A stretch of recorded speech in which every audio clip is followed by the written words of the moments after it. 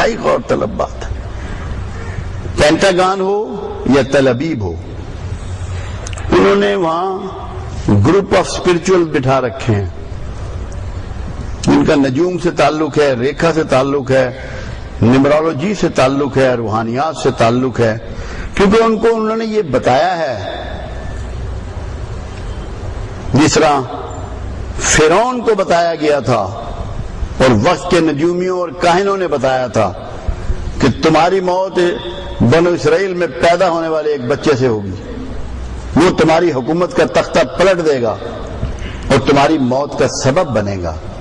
تو فرعون نے سارے بچے مروا دیے، مگر اللہ کا کرنا ہو کر رہا. ہماری بدقسمتی یہ ہے کہ ہمیں معلومات نہیں ہے. گروپ آف اسپرچل بیٹھے ہیں اور ان کا ایک متفقہ فیصلہ ہے کہ تمہاری تباہی پاکستانیوں کے ہاتھوں سے ہو. اس کی وجہ سے وہ سارے ارینجمنٹ اختیار کر رہے ہیں. آپ میں مایوسی پھیلانا، کرپشن پھیلانا پوری پلاننگ اور پروگرام سے ہوتا ہے. کیا پاکستانی سب اتنے برے ہیں؟ کم از کم آپ لاہور جائیں، میر اسپتال جائیں، 1600-1700 مریض ان کے یہاں روز ہوتا ہے، فری کھانا ملتا ہے. اسی شہر کے مخیر لوگ جو تھے جہاں بیٹھے ہیں وہاں کے کرندے اور اہلکار، جنا اسپتال جائیں وہاں سب غریبوں کو فری کھانا ملتا ہے. کون دیتا ہے؟ امریکہ تو نہیں بھیجتا، یہاں کے لوگ دیتے ہیں. مگر اس اچھائی کا ذکر کبھی کسی نے کیا؟ چکوال میں ہمارے ہاں فری کھانا ملتا ہے لوگوں کو، ڈیالسس فری ہوتے ہیں، مشینیں تک لوگ لے آئے ہیں. اور سب سے بڑی بات آپ دیکھیں، بے شمار بچیوں کی شادی ہوتی ہے، بے شمار بچے پڑھ رہے ہیں، ورنہ بے روزگاری اور غربت تو بہت زیادہ ہے. پھر تو ہر آدمی کو مانگتا ہوا نظر آنا چاہیے، مگر معاشرے نے ان کو سنبھال رکھا ہے. یہ عظمت ہے معاشرے کی. عظیم لوگ ہیں، اپنے خاندانوں میں، برادریوں میں، محلوں میں، رشتہ داریوں میں، گاؤں میں لوگوں کو اکاموڈیٹ کرتے ہیں. اگر بڑھیا لوگ نہ ہوں تو کیسے ہو؟ کیا اسٹیٹ ہماری اتنی ڈیوٹیاں دے رہی ہے جو لوگ دیتے ہیں؟ ابھی میں اس دن اپنے سڑک پہ سے گزر رہا تھا، سڑک پہ جگہ جگہ سڑک خراب تھی، تو ایک شخص باہر سے آئے ہوئے تھے، انہوں نے کوئی سیمنٹ لیا، کوئی بجری، کوئی ریت، کوئی بندے، مجھے بھی ریکویسٹ کی اور وہ سڑک خود مرمت کروائی. تو لوگ موجود ہیں، لوگوں میں جذبہ موجود ہے. آپ صرف بائیں آنکھ سے نہ دیکھیں، دائیں آنکھ سے بھی دیکھیں، پازیٹو بھی دیکھیں. جب یہ کہا گیا نا کہ نیک اعمال والوں کو ان کا پروانہ دائیں ہاتھ میں ملے گا، تو کبھی آپ نے غور کیا اس پر کہ یہ کیوں کہا گیا دائیں ہاتھ میں ہوگا؟ اس کا استدلال سوچا؟ ان کو دائیں ہاتھ میں ملے گا جو پازیٹو کام کرتے ہیں، پازیٹو کام کرنے والوں کو دائیں ہاتھ میں پروانہ ملے گا. یہ انکریجمنٹ ہے رائٹس کے لیے کہ جو دائیں ہاتھ والے ہیں، جو کام کرنے والے لوگ ہیں، ان کے لیے ہے. یہ انسینٹیو رکھا ہے اور یہاں بے شمار ہیں. کتنی مسجدیں ہیں جو یہاں کی اسٹیٹ چلا رہی ہے، کتنے مدرسے ہیں جو اسٹیٹ چلا رہی ہے، کتنے یتیم خانے ہیں جو اسٹیٹ چلا رہی ہے. لوگ چلا رہے ہیں. لوگ بہت بڑھیا ہیں، اور وہ بڑھیا اس لیے ہیں کہ وہ رسول رحمت سے جڑے ہوئے ہیں، رحمت سے وابستہ ہیں، بخشش کی امید رکھتے ہیں، بہتری کی امید رکھتے ہیں. اور ایک بات اچھی طرح یاد رکھیں، جب روز سورج طلوع ہوتا ہے نا، یہ اس بات کی علامت ہے کہ ابھی حالات نے آگے بڑھنا ہے، بہتری ہونی ہے. یہ وقتی چیزیں ہیں جو آ جاتی ہیں حادثاتی طور پہ، یہ ہمارا کچھ نہیں بگاڑنے والی. آپ ذہن میں رکھ لیں یہ بات.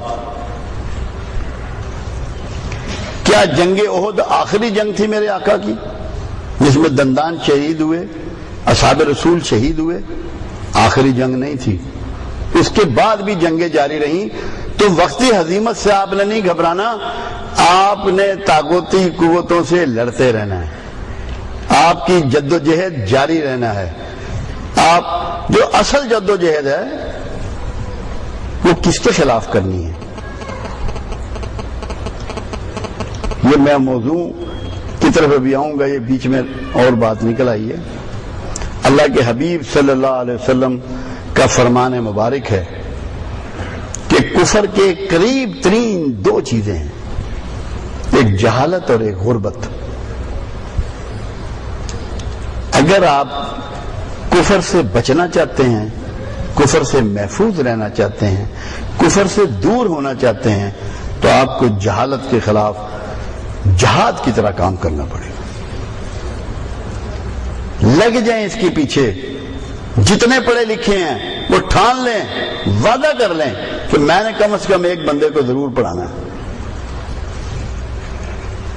سارا ٹائم ساری انرجی اس پہ لگا دیں، دیوانوں اور پاگلوں کی طرح اس کے پیچھے پڑ جائیں کہ میں نے اس خطے سے جہالت کو دور کرنا ہے۔ کہ جس کو اللہ کتاب ہاتھ میں پکڑا رہا ہو اور معلم رسول اللہ صلی اللہ علیہ وسلم جیسا ہو اور پھر وہاں جہالت ہو، تو یہ ظلمت نہیں تو اور کیا ہے۔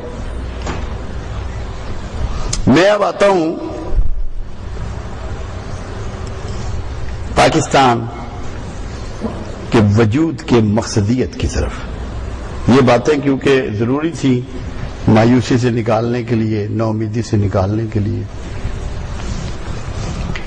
پاکستان کے وجود کے بارے میں جو بنیاد فراہم کی گئی وہ دو قومی نظریہ تھا۔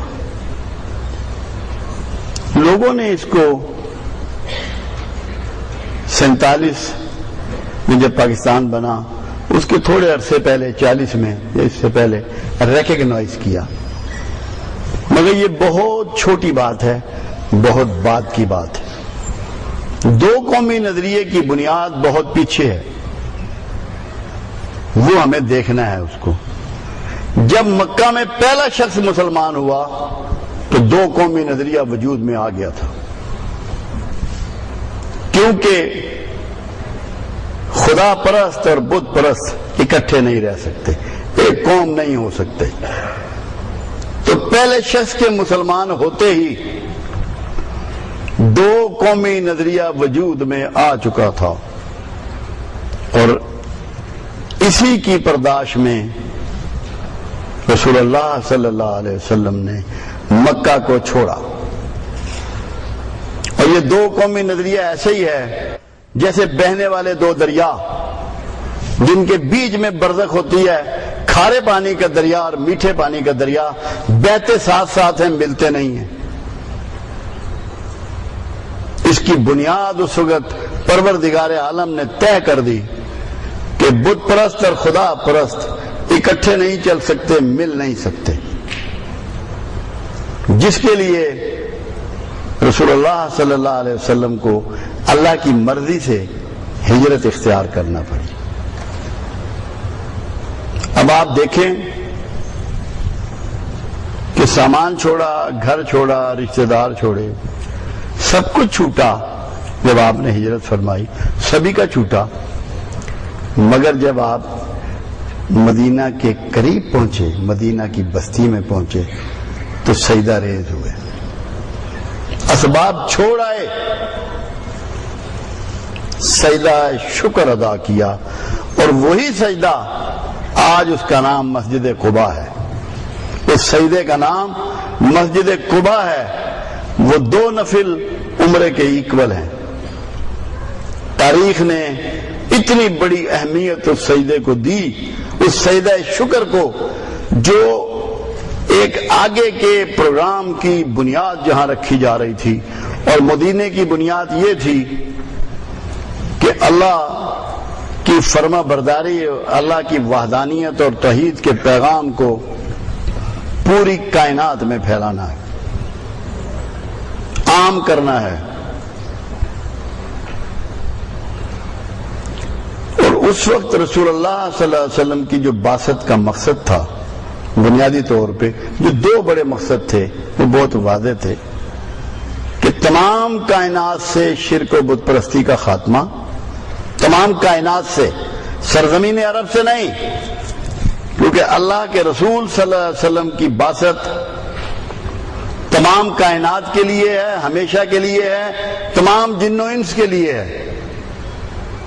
تو مقصد تھا کائنات سے شرک و بت پرستی کا خاتمہ، اور انسانوں پر انسانوں کی حکمرانی کے حوالے سے جو استحصال ہو رہا تھا اس کو ختم کر کے انسانوں پر اللہ کی حکمرانی کا لاگو کر